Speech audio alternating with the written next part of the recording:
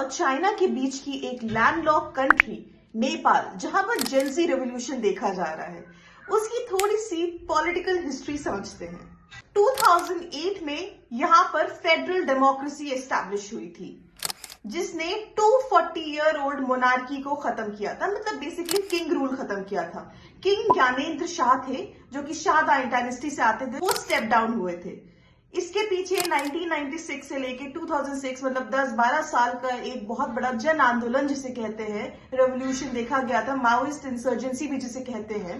तो उसके बाद 2008 में इन्होंने स्टेप डाउन कर दिया और ये मोनार्की से एक फेडरल डेमोक्रेसी की तरफ मूव करा ये नेशन। हालांकि 2008 में फेडरल डेमोक्रेसी बनने के बाद इस कंट्री में कॉन्स्टिट्यूएंट असेंबली एस्टैब्लिश करी गई कॉन्स्टिट्यूशन बनाने के लिए, बट कॉन्स्टिट्यूशन को लाने में, इनको प्रोमोलगेट करने में इनको बहुत टाइम लग गया। 2015 में कॉन्स्टिट्यूशन आया। उसका रीजन कहीं ना कहीं था पॉलिटिकल इंस्टेबिलिटी। उसके बाद 2015 में कॉन्स्टिट्यूशन एस्टैब्लिश होता है, बट स्टिल मतलब अराउंड 16-17 ईयर्स के टेन्योर में 12 बार प्राइम मिनिस्टर चेंज होते रहते हैं। बार बार एक प्राइम मिनिस्टर बनता है, फिर वो हटता है, दूसरे आते हैं, फिर से वही आ जाते हैं। तो ऐसे अप्रोक्सीमेटली 12 बार प्राइम मिनिस्टर्स चेंज हुए हैं। 9 इंडिविजुअल प्राइम मिनिस्टर्स बने हैं यहाँ पर डिफरेंट।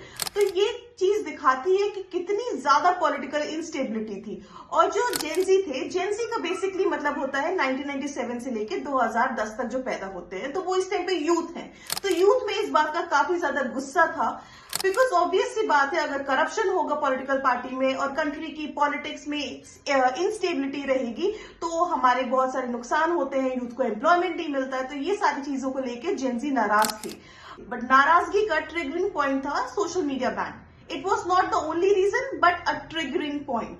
सो उसके बाद ये जेंजी रेवोल्यूशन या प्रोटेस्ट होते हैं, जिसके बाद प्राइम मिनिस्टर और डिफरेंट मिनिस्टर्स रिजाइन करते हैं and they also few the country. अब देखना ये है हमें कि पॉलिटिकल वैक्यूम रह जाता है या फिर कोई इंटरिम गवर्नमेंट आती है और एक स्टेबल गवर्नमेंट आती है वहां पर।